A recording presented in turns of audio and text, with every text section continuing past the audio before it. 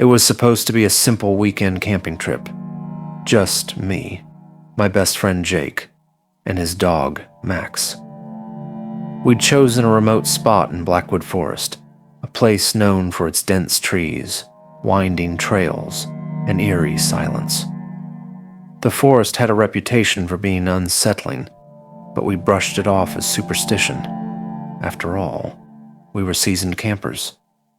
What could go wrong? We arrived late Friday afternoon, the sun already dipping below the tree line. The forest was unnaturally quiet, as if the animals themselves were holding their breath. We set up camp near a small clearing, pitching our tent and gathering firewood. Max, usually energetic and playful, seemed on edge, growling softly at the shadows between the trees. As night fell, the forest grew darker than any place I'd ever been.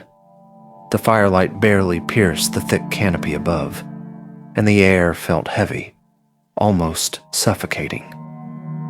That's when we noticed the first strange thing. Our compasses stopped working. The needles spun wildly, refusing to settle. Jake laughed it off, blaming it on some magnetic anomaly, but I couldn't shake the feeling that something was wrong. Around midnight, Max started barking furiously, his hackles raised as he stared into the darkness. Jake grabbed a flashlight and shone it into the trees, but there was nothing there, just an endless wall of black. We tried to calm Max down, but he wouldn't stop. Then suddenly, he bolted into the forest, disappearing into the shadows. "Max!" Jake shouted, running after him. I followed, my heart pounding, but after a few minutes, we realized we were lost. The trees all looked the same, and the flashlight beam seemed to get swallowed by the darkness. We called for Max, but there was no response, just an oppressive silence. That's when we saw it. Through the trees, we spotted a faint glow. It looked like another campsite, but something about it felt off. The light was too pale, too cold, and it didn't flicker like a fire. We approached cautiously, hoping to find help, but as we got closer, the glow began to fade. By the time we reached the spot, there was nothing there, just an empty clearing with a circle of stones where a fire pit should have been. "What the hell?" Jake muttered, kicking one of the stones. It didn't move. It was as if it was part of the ground itself.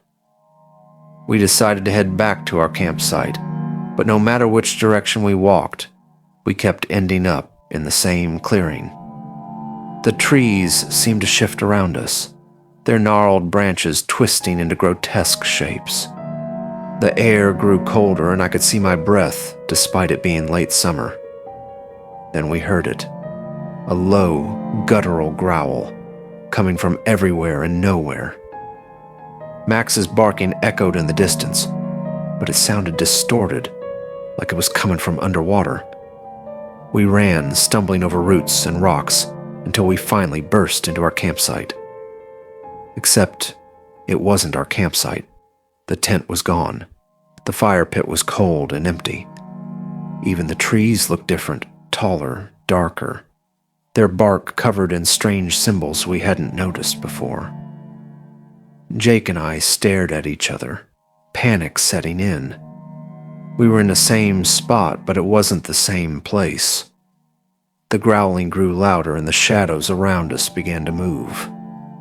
Shapes flickered at the edge of our vision, tall, hunched figures with glowing eyes.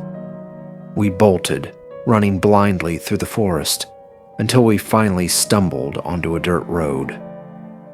A passing ranger found us hours later, disoriented and covered in scratches. We never found Max. The rangers searched the area but found no trace of our campsite, our tent, or the dog. They told us we must have gotten turned around in the dark, but we knew better. Something in that forest didn't want us there. To this day, I can't explain what happened.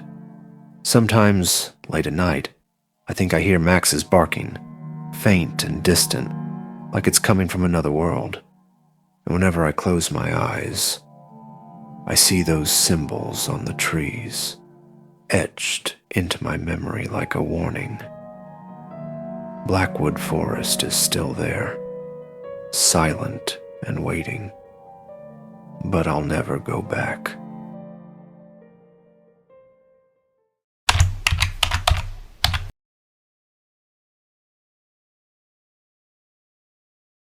At that time, I was still in 11th grade, and my school was holding its annual camping event in a forest quite famous for its mystical stories.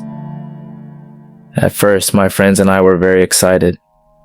We imagined a warm campfire, scary stories, and a fun night atmosphere.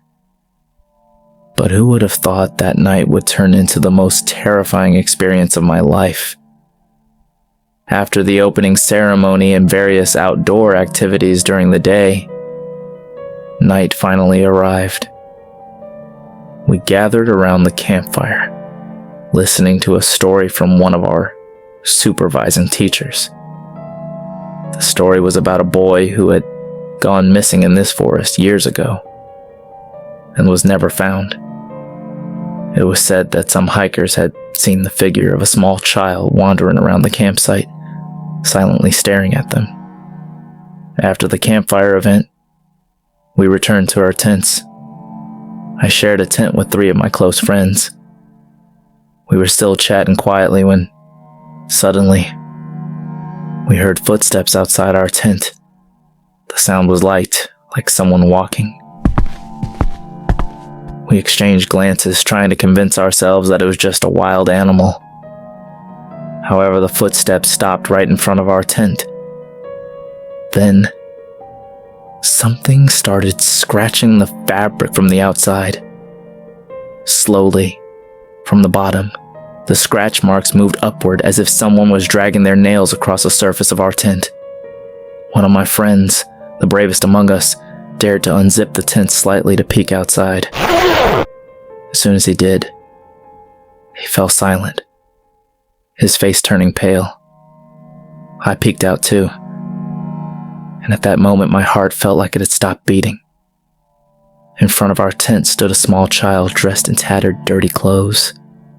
His face was pale, and his eyes were empty. He just stood there, staring at us without any expression. Then, suddenly, his lips moved soundlessly, as if whispering something we couldn't hear. Without a second thought, we immediately zipped up the tent and hid inside our sleeping bags. We tried to pretend we hadn't seen anything, hoping that the figure would leave. But the sound of footsteps remained, circling our tent for what felt like an eternity. We didn't know when the sound disappeared, as we eventually fell asleep in fear. When morning came, we immediately told our supervising teacher about what had happened. However, instead of being surprised, he just let out a long sigh and said, "You're not the first. That child often shows himself to those camping here for the first time."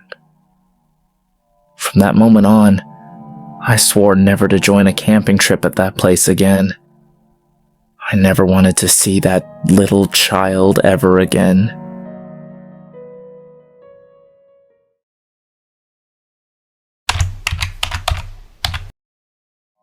School camping trips are always activities that many students look forward to. At first I was excited myself, imagining nights spent around a campfire surrounded by friends and feeling the crisp forest air. However, there was something about those forests that felt different from the start. We arrived at the campsite in the late afternoon, a small clearing in the middle of the forest, surrounded by towering trees. Sunlight barely filtered through the gaps between the leaves, casting long, shifting shadows. As we set up our tents, I had the unsettling feeling of being watched. Every time I turned around, all I saw were still, silent trees. Night fell faster than I had expected. The campfire burned at the center of the campsite, offering a small source of warmth against the biting cold. Everything seemed normal. Dinner, group activities, and finally bedtime. I entered my tent, but the strange feeling lingered. A soft breeze rustled leaves, carrying faint whispers from the depths of the forest. Probably just the wind, I told myself. I tried to sleep, but the discomfort only grew stronger. Then I heard footsteps, slow, almost imperceptible, but undeniably approaching. I held my breath, listening intently. The footsteps stopped right outside my tent. Silence followed. I waited, hoping it was just my imagination. Yet deep down, something told me I wasn't alone. The air inside the tent grew colder. I could feel the hairs on my arms stand on end. I didn't dare move. Minutes passed in eerie stillness. Finally, gathering my courage, I peeked through a small gap in the tent. No one was there, but something felt wrong. The other tents remained tightly closed. The campfire was dying down. The forest around us seemed darker than before.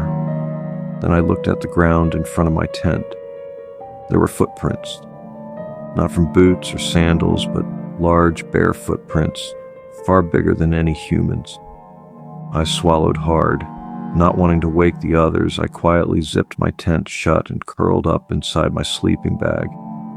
I didn't sleep until the first light of dawn. When morning came, I rushed outside, hoping that the footprints had been part of some strange dream, but they were still there. Even more disturbingly, the footprints stopped right in front of my tent, with no signs of anything walking away. To this day, I still wonder what mysterious figure visited my tent that night.